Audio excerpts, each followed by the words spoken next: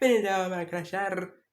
Hatırlarsanız bundan aylar öncesinde spor yapıyorum diye bir video yayınlamıştım. Ve bir kardeşimiz bunun ikincisini de çekmemi istemişti.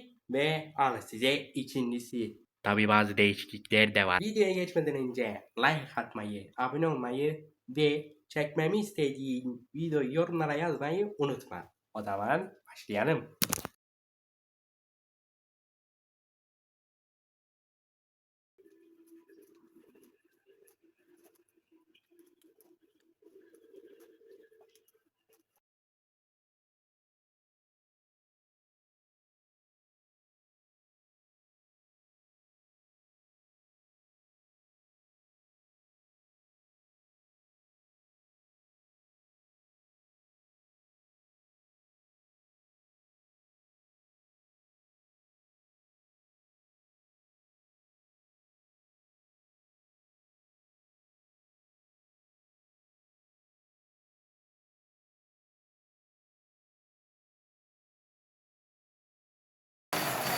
Evet arkadaşlar, bu videoyu burada bitiriyorum. Like atmayı, abone olmayı ve çekmemi istediğiniz videoyu yorumlara yazmayı unutmayın. Hadi o zaman görüşürüz.